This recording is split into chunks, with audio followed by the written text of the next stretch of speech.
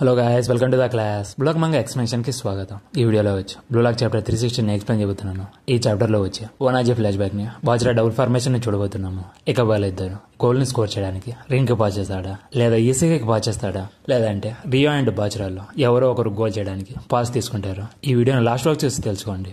But explain చేసే ముందు ఒకసారి లాస్ట్ చాప్టర్ లో ఏం జరిగిందో తెలుసుకుందాము. బాజ్రా ఎలిమెంటరీ స్కూల్లో పిల్లలందరికీ ఫుట్బాల్ ని నేర్పించడం వల్ల తన ఈగో ఏంటో తెలుసుకొని ట్రిప్లింగ్ లో కింగ్ అవ్వాలని అనుకుంటాడు. ఇక తర్వాత మ్యాచ్ అనేది స్టార్ట్ అవుతుంది. అక్కడ ఆర్యో వచ్చి జూడో అనే ఒక టెక్నిక్ ని యూజ్ చేసి ఓనాజీని బ్లాక్ చేయడం చూసాము. ఇక తర్వాత రియో బాజ్రా స్టైల్ ని కాపీ చేసి బాజ్రా డబుల్ ఫార్మేషన్ ని యూజ్ చేయడం చూసాము. ఇక తర్వాత నుంచి ఏం జరిగిందో ఈ వీడియోని చూసి తెలుసుకోండి. అయితే మా ఛానల్ కి కొత్తగా వచ్చినట్లయితే ప్లీజ్ సబ్స్క్రైబ్ మై ఛానల్. ఇక లేట్ చేయకుండా వీడియోని స్టార్ట్ చేద్దాం. ఇక రియో దగ్గర బాల్ ఉంటుంది. బాజ్రా డబుల్ ఫార్మేషన్ యూజ్ చేసి బాజ్రా అండ్ రియో వచ్చి గోల్ బాక్స్ లోకి వెళ్తూ ఉంటారు. బట్ నైజీరియా టీమ్ లో ఒక డిఫెండర్ వచ్చి రియో నుంచి బాల్ ని తీసుకోవడానికి వస్తాడు. బట్ బాజ్రాకి బాల్ ని పాస్ చేసి తన నుంచి ఎస్కేప్ అయ్యి ముందుకు వెళ్ళిపోతాడు. ఇంకా బాజ్రా ఆ పాస్ ని జస్ట్ వన్ టచ్ చేసి మళ్ళీ రియోకి బాల్ ని పాస్ చేసి ముందుకు వెళ్ళిపోతాడు. కానీ నైజీరియా టీం నుంచి ఇంకో డిఫెండర్ రియో దగ్గరికి వచ్చి తనని ముందుకు వెళ్ళనీయకుండా బ్లాక్ చేస్తాడు. అయితే మళ్ళీ రియో వచ్చి తన పక్కనే ఉన్న బాజ్రాకి పాస్ చేస్తాడు. ఒకసారి బాజ్రా ఆరని చూడండి. రియో సేమ్ తన శైలి ని కాపీ చేయడం చూసి తను కూడా ఫైర్ అప్ అయ్యి తన మాస్టర్ ఫామ్ తో స్మైల్ చేయడం చూసుకోవచ్చు. ఇంకో పక్క నైజీరియా టీం నుంచి 2 డిఫెండర్ బాజ్రా దగ్గరికి వెళ్లి తన ముందుకు వెళ్ళనీయకుండా స్టాప్ చేస్తారు.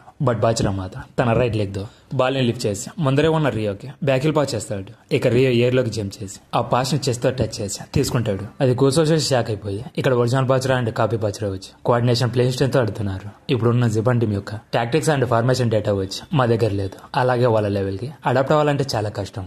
ఇంత ఫాస్ట్ గా మేము జపాన్ ని అడాప్ట్ చేసుకోలేము. ఇది free and tactical charge up in the centre అని అంటాడు. దానికి మీనింగ్ ఏంటంటే ఆపోజిట్ టీం నుంచి ప్లేయర్స్ మీద ప్రెజర్ లేదు, ఏం లేదు. తన టాక్టికల్ అబిలిటీస్ తో మిడిల్ నుంచి ఫ్రీగా మూవ్ అయ్యి గోల్ బాక్స్ వరకు వెళ్తున్నాడని మీనింగ్. ఇక్కడ రియో బాల్ ని తీసుకుని ముందుకు వెళ్ళడానికి ట్రై చేస్తాడు. కానీ ఒక డిఫెండర్ వచ్చి తనని బ్లాక్ చేస్తాడు. అయినా కూడా రియో బాజ్రాకి పాస్ చేసి ముందుకు వెళ్ళిపోతాడు. ఇక బాజ్రా పాస్ తీసుకోగానే తన నుంచి బాల్ ని తీసుకోవడానికి ఒబోబోనా వచ్చి ఎలాగైనా తన నుంచి బాల్ ని తీసుకోవాలని అనుకుంటాడు. అలాగే బెలో వచ్చి తన డైరెక్షన్ లో రన్ చేస్తూ ఎలాగైనా వాళ్ళని స్టాప్ చేయాలని అనుకుంటాడు. ఇంకో పక్క ఈసీ అండ్ రిన్ వచ్చి బాల్ ని వాళ్ళకే పాస్ చేయాలని నన్ను యూజ్ చేసుకోని అనుకుంటారు. ఇక నెక్స్ట్ బాల్ లో చూసుకుంటే బాజ్రా, రియో, ఈసీ అండ్ రిన్ నలుగురు కలిసి గోల్ బాక్స్ లోకి వెళ్తూ ఉంటారు. అప్పుడే ఈసీ వచ్చి టీమ్ లోని సెంటర్ ఫార్వర్డ్ ప్లేయర్స్ ని యూజ్ చేసుకోమని చెప్తాడు. అంటే రిన్ అండ్ ఈసీలో ఒకరు పాస్ చేయమని చెప్తున్నాడు. అది కూర్చోవిని ఇప్పుడు జపాన్ స్ట్రైకర్ కి పాస్ చేసే ఛాన్స్ ఉంది. అలాగే ఏ సిచ్యువేషన్ కైనా వాళ్ళ అటాక్స్ ని అడాప్ట్ చేసుకుంటారు. ఇప్పుడు జపాన్ టీం కి చాలా ఆప్షన్స్ ఉన్నాయి. ఇప్పుడు బ్లాక్ ని ప్రిడిక్ట్ చేయడం ఇంపాసిబుల్. నెక్స్ట్ వాళ్ళు ఏం చేస్తారని అనుకుంటాడు. ఇక రియో బాల్ ని తీసుకుని గోల్ బాక్స్ లోకి వెళ్లకుండా చిగిరి స్టైల్ ని కాపీ చేస్తూ ఉంటాడు.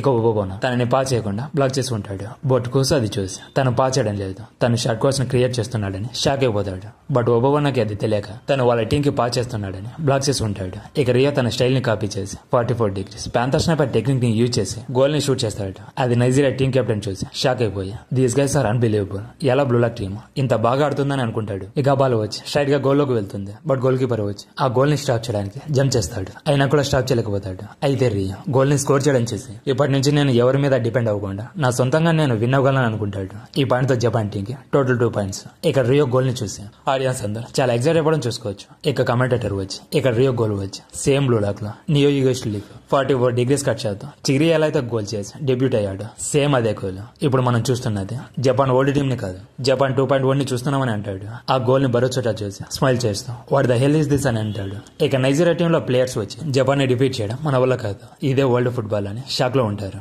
బట్ అప్పుడే ఓనాజీ వచ్చి ఇట్స్ ఫైన్, ఇలాంటి టీం ని డిఫీట్ చేస్తూ ఇక్కడ వరకు వచ్చాము. ఇక్కడ మనమందరం వచ్చి ఫుట్బాల్ తో కనెక్ట్ అయి ఉన్నాము. వరల్డ్ లోనే మన ఫ్యామిలీ వచ్చి స్ట్రాంగెస్ట్ ఫ్యామిలీ అని అంటాడు. ఇక కట్ చేస్తే 12 years ముందు నైజీరియాలోని లోగాస్ అని ఒక ప్లేస్ ను చూసుకోవచ్చు. ఇదంతా అనాథ పిల్లలు ఉండే ప్లేస్. ఆ ప్లేస్ లో ఒబోబోనా అండ్ బెలో వచ్చి ఫుట్బాల్ ని ఆడుకుంటూ ఉంటారు. అయితే ఓనాజీ ఒక ప్లేస్ లో కూర్చొని బాధపడుతూ ఉంటాడు. అది కూర్చో చూసి హే ఓనాజీ, ఇక్కడికి వచ్చినప్పటి నుంచి ఎందుకు నువ్వు ఫ్రెండ్స్ ని చేసుకోవడం లేదు, ఒంటరిగా ఉండడంలో పని ఉండదు, మాతో కలిసి ఫుట్బాల్ ఆడుకోవడానికి వస్తావా? మా అమ్మ నాన్న ఒక జబ్బు వల్ల చనిపోయారు, అందుకే ఇక్కడ ఉన్న అందరూ నాకు ఒక ఫ్యామిలీ లాగా, మేము కూడా నీలాగే అనాథలమని చెప్తాడు. అయినా కూడా ఏం మాట్లాడకుండా సైలెంట్ గా కూర్చొని ఉంటాడు. దాంతో కూర్చోవచ్చు ఇలా లోన్లీ లైఫ్ గడుపుతూ ఉండు, నువ్వు చాలా బోరింగ్ గా ఉన్నావని చెప్పి తన చేతిలో ఉన్న ఫుట్బాల్ ని అక్కడే వదిలేసి వెళ్ళిపోతాడు. అప్పుడే ఓనాజీ బాల్ ని తీసుకుని కూర్చో ఎడ్డికి కొట్టి నేనేమి లోన్లీగా లేనని ఏడుస్తూ గట్టిగా అరుస్తూ అక్కడ నుంచి బయటికి వెళ్లిపోయి బెలో దగ్గర ఉన్న బాల్ ని తీసుకుని డ్రిబ్లింగ్ ని యూజ్ చేసి ఒబోబోనా అండ్ బెలో నుంచి ఎస్కేప్ అయిపోతాడు. అది చూసి తను చాలా మంచి ప్లేయర్ అని నీ పేరేంటని అడుగుతారు. ఇక ఒబోబోనా ఫేస్ ని లెగ్ తో కిక్ చేసి